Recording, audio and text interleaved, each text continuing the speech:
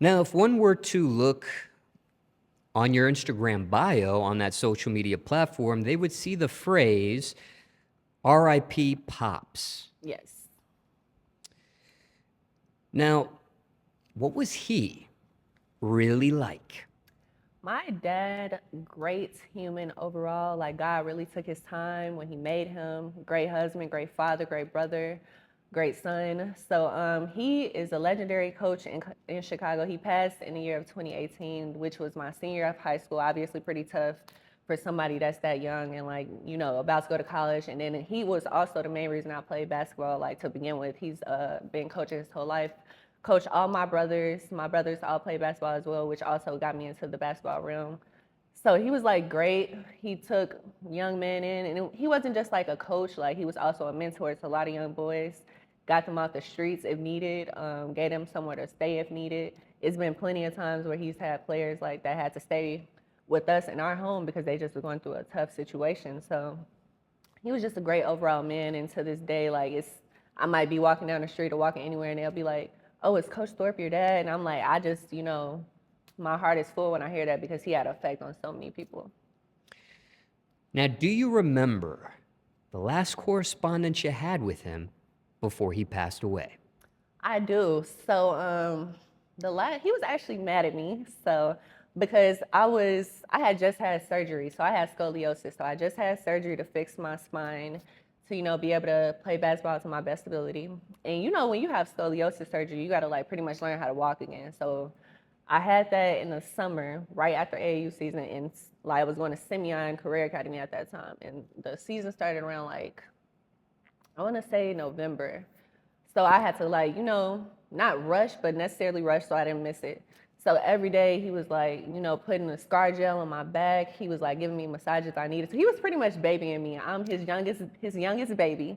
So I was definitely spoiled in his ways. Not saying, like, I was just rich or nothing like that, but, like, he spoiled me to the best of his ability, the best way a father can. So he was mad at me because I was kind of like, I was getting complacent. Like, I was committed to Kansas State at the time too, so it's not like I had time to waste when it came to getting better every day.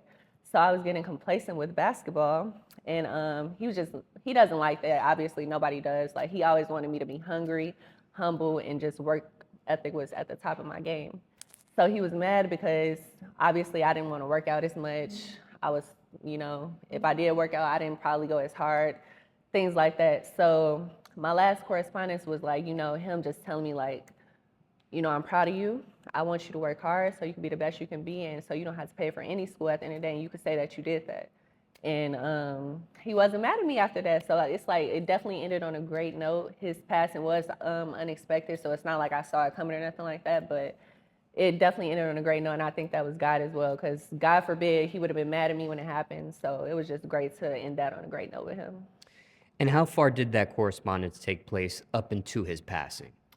So how long did it take for him to be done being mad at me? No. This last correspondence you had with him, Okay. how long was that before he ends up passing away? The Excuse night me. before. Literally, like, the night before he told me that, and it made me think like he knew it a little bit, but he told me that night before, and then the next morning when I woke up, he used to get in a shower every day at like 6 a.m. before school and everything. So the next morning, that's when I, like, noticed that everything was, different. And was this a text message? Was this... So it was in person. Like I said, every day he would, like, put the scar gel on my back, and he gave me a massage as well on my scar, so it wouldn't be like sore or tender or nothing like that. So as he was doing that, it was literally like the night before he told me that, and the next morning, yeah, that's when I noticed. But luckily, it didn't end, like, and he didn't get to tell me that, or I thought he was still mad. So it was literally like, yeah, the day before. Now, you noticed some things were different. Care to shed some light on that? When you see somebody every day, you don't really notice, like, their face might start looking different, or they might look more tired or sluggish. So me seeing him every day, I didn't realize it at that time, but looking back at pictures, I did notice it. So that's what I would say, like, the biggest difference is. But as far as him and his energy, everybody was always happy to see him. You felt his energy when he walked in the room. So I didn't notice anything different with him per se, but looking back at pictures, I could see that his face was different. And the morning of his passing, or I'm assuming that's when he passed away. Hmm. You found him in that state? So I walked upstairs, and my mom, she's never up during that time. And usually, like I said, he would be in the shower.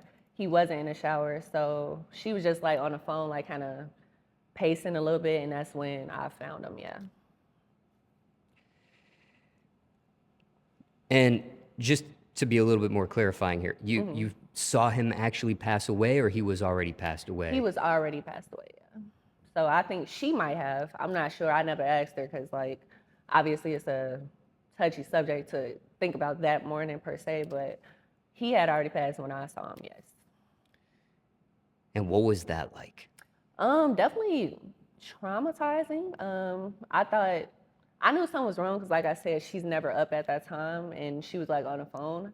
But I just ran to get my brothers immediately. Like I have a twin brother. His name is Jalen. Loved him to death, but he was asleep at the time. He like wasn't really an early bird at the time, but he is now. So I ran to get him, and then I ran to get my other brother, my oldest brother, and my other brother lived in Atlanta at the time. So I tried to call him, and he sleeps pretty deeply like me. So I was trying to get him on the phone, but pretty much that whole morning was obviously hectic. I didn't go to school for like a week, and yeah, like that whole little. It probably took about the whole process maybe took like an hour, but it felt like 30 hours. Like it felt like a very long lasting moment that would never go away. So it was pretty tough for our whole family, especially like my brother in Atlanta because he couldn't be there. So it was pretty bad. Was that the first time you ever seen someone in that condition before? I've saw someone get shot before. I've never seen any like besides like at a funeral, yes, but um literally not at a funeral, yes, and that just passed in their sleep maybe for sure. But I have seen someone get shot before and like the bullet and everything like that. But in that state, no, that was the first time. In that instance, with that shooting that you just described, did Hmm. that person survive? He did. He did. He just got shot in his leg. But I was like young when it happened. So when it happened, I was like, oh my God. Like it was crazy when it happened. But looking back, that obviously was not as traumatizing as my father, but that was like an instance where I saw someone that got shot, yes. Now, just to switch some things up here a bit, do you have a favorite memory of him you'd like to share with the audience today? Man, yeah, so many memories. Let me see. What would be one?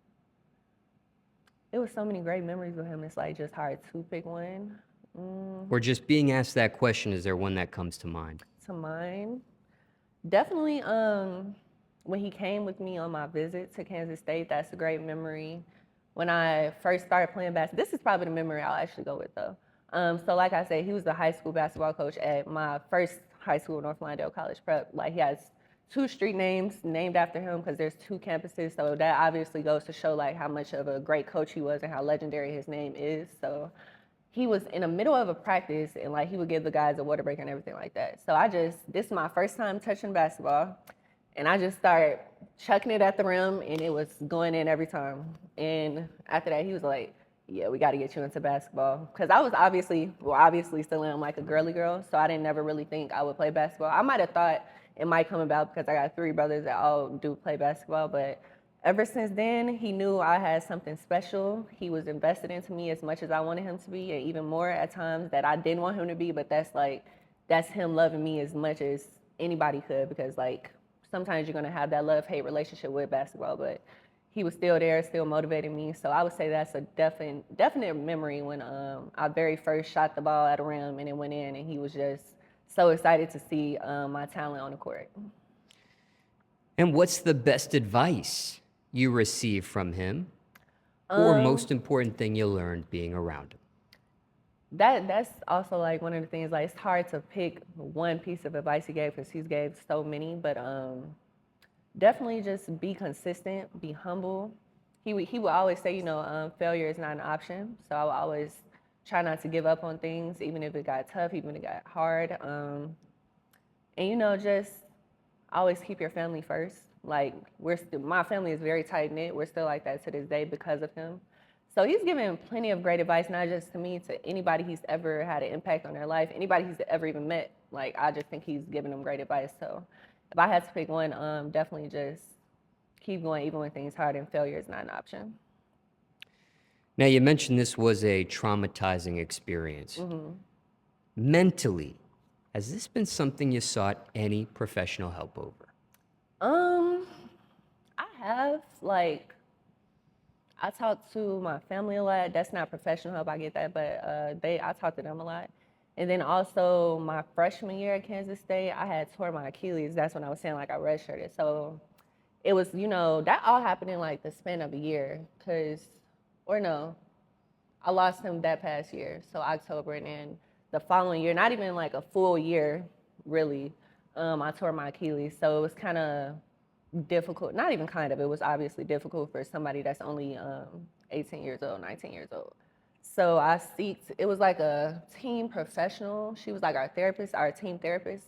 So I talked to her a lot. I still talk to her to this day. She's great. So I would say that's like some professional help I see or saw and like still talk to. And we met like twice a week or something like that. So yeah, she was great. And how do you feel about it at this point in your life? Is that something you still need to seek some sort of professional help with? Is that something that you've um, have overcome, so to Um, speak? I don't think you ever like when you lose somebody that's super close to you, whether it's a friend, family member, especially an immediate family member, you don't really you don't live your life the same. You just become a different person, but you kind of learn to cope with stuff. So I don't think I would never judge somebody that goes to therapy or nothing like that because it's always gonna be something someone is dealing with and someone needs to talk to someone. So you just learn to live your life with that, like with that loss or with that hurt. So I haven't talked to her probably in like a month or two because she's super busy too. So I get that, but um, yeah, like I don't think you're not gonna be the same person after that happens. So it's definitely something I think people should either seek doing or try to do or definitely pursue at some point in their life. But yes.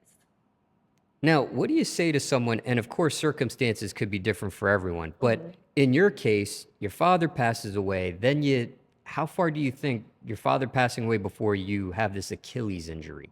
That wasn't even a full year. Like that happened. So he passed October, and then before the season even started, so it might have been exactly 1 year. Yeah, exactly 1 year that he passed, and then I tore my Achilles.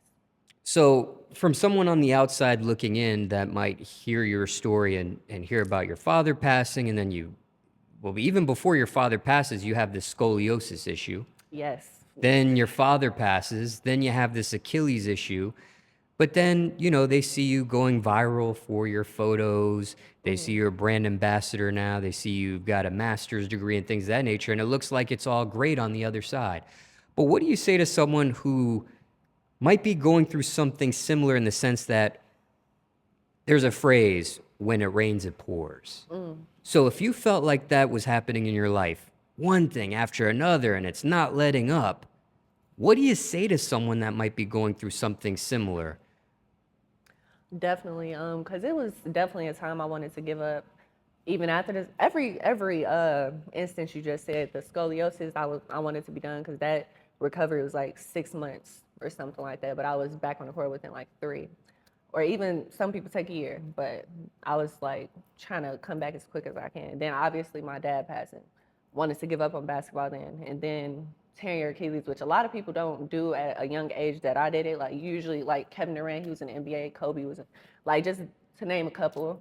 But it was a quote that also my dad told me before.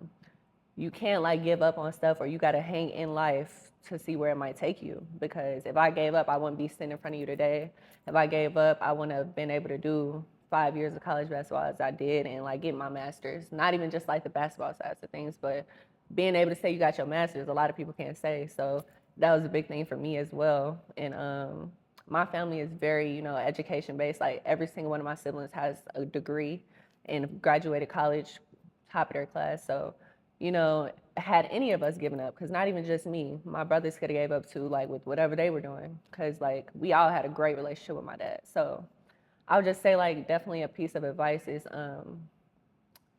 you're gonna hurt. Like obviously that's gonna happen. You might have to take a second to be down because I am definitely the type that's gonna soak for a little bit, but once I'm out of it, I'm pretty much out of it and I'm good. So like you just gotta hang in life and just see where it takes you because you never know where you might be. Like for me, I never would have known I would have sided with Ethica. If you would have told me that freshman year of high school, I would have told you were crazy. So, you just gotta keep pushing and trusting God, trusting your faith, and just remain humble through it all. Now, hypothetically speaking here, Hmm. what do you think your father would think of where you're at currently at this point in your life? Because he wasn't able to see some of these things. Yes. I think he would be very proud of me, proud of my siblings, proud of my mom.